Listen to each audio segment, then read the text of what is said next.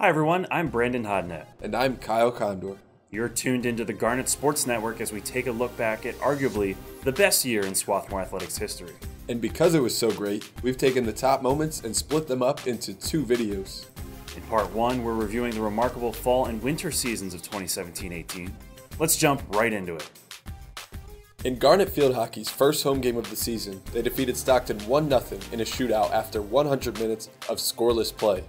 It was Swarthmore's first shootout since 2010 as senior Claire Perez scored the game-winning goal to seal the victory. Freshman Michael Brown wasted no time solidifying himself as a collegiate-level golfer in his first ever tournament.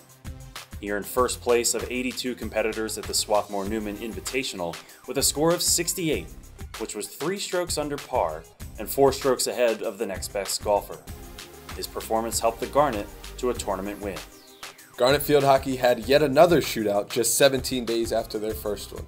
This time, they were on the road and defeated McDaniel 3-2, and once again, it was Claire Perez with the game-winning goal. To add to her already accomplished career, senior Sarah Wallace set Swarthmore Volleyball's all-time kills record in a 3-0 win versus Franklin and Marshall. She finished her career with 1,576 kills. Swarthmore men's soccer welcomed number 9 ranked Johns Hopkins and shut out the Blue Jays on October 7th. The Garnet were one of just 3 teams to hold Hopkins scoreless last season. Sophomore goaltender Oliver Steinglass made 7 saves in the match. Sarah Gerard became just the second women's volleyball player in NCAA history to serve an entire set as the Garnet defeated Bryn Mawr 25-0 in the first of 3 sets. During that set, Gerard recorded 12 aces and held the Owls to a hitting percentage of -333. Back to the golf course, where junior Dan Altieri won the Gino Biondi Memorial Tournament toward the end of the fall season, propelling himself to a 2017-18 that included all-region, all-conference, and academic all-area honors. Before we go any further, check out the ending to this match against Gettysburg. That play proved to be a sign of good things to come. It capped off a 5-set victory over the Bullets during a stretch in which the Garnet won 15 of 16 matches. On November 5th, women's soccer was the first Swarthmore team to take home some hardware in 2017-18. The Garnet knocked off Johns Hopkins in a shootout, winning their second Centennial Conference title in 4 years. Senior Summer Dennison provided the heroics during the shootout, coming off the bench to play goalkeeper and saving 2 shots. For the first time in program history, Swarthmore Volleyball made the NCAA tournament. And they were just a little bit excited when they got the news. Yellow Jackets face Swarthmore.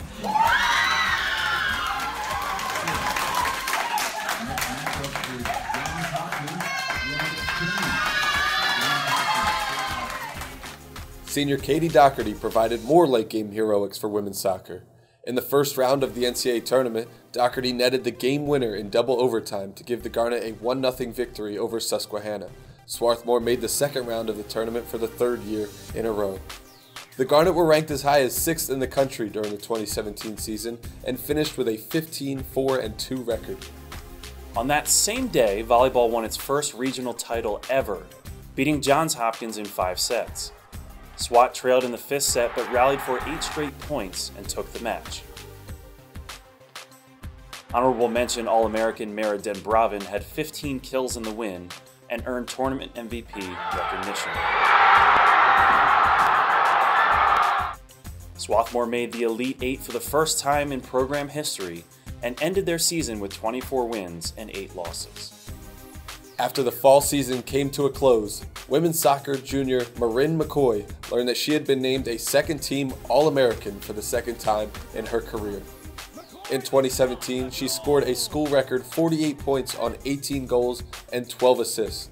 With still a year left to play, she holds Swarthmore's all-time record in goals, assists, and points. In Game 1 of just a decent season for the men's basketball team, freshman Connor Harkins drained 9 three-pointers.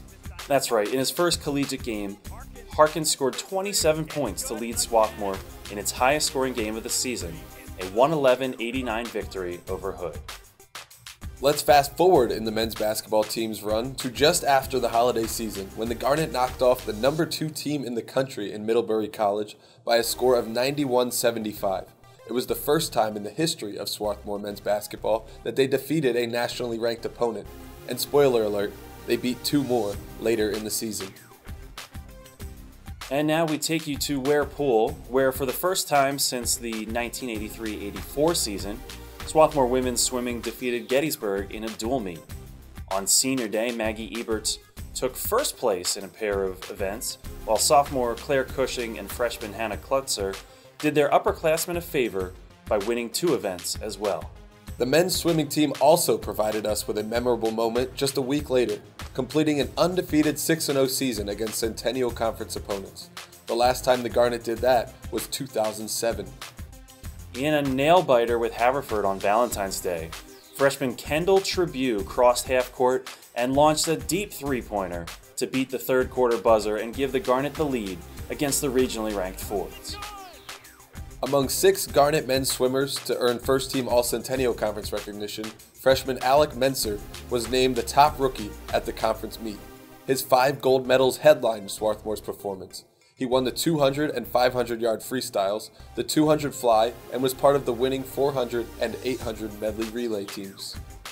Swarthmore men's track and field junior Daniel Belkin repeated as the conference's Indoor Field Performer of the Year by winning gold in the high jump and silver in the triple jump and long jump. After steamrolling New England College and number 15 Wesleyan University in Connecticut, men's basketball returned home to play a Sweet 16 game in front of a sold-out crowd at Tarbell Pavilion. The Garnet dominated number 16 Plattsburgh State by a score of 93-63 and advanced to the quarterfinals of the NCAA tournament for the first time in program history. 5 Garnet players scored at least 12 points in the win over the Cardinals. And Wiley will launch. Yes! Inside, Zach Odell counted and won. For the first time, the Swarthmore Garnet are headed to the round of 8 after a 30-point win against Plattsburgh State. To cap off the winter season, 4 swimmers competed at the NCAA National Championships in Indianapolis. On the women's side, freshman Hannah Klutzer placed in the top 30 in the country in the 200 and 500-yard freestyles. For the men, junior Jeffrey Say competed at nationals for the 2nd year in a row, while junior Michael Lutzker and freshman Alec Menser each made their championship debut. Say placed 27th in the 100 back, Lutzker earned 20th in the 1650 free, and Menser finished top 30 in all 3 of his events, the 500 and 200 free, along with the 200 fly. And that's a wrap for the fall and winter. But we're not done yet. We've got part 2 of our year in review for you, and the spring season provided just as much as the winter and fall.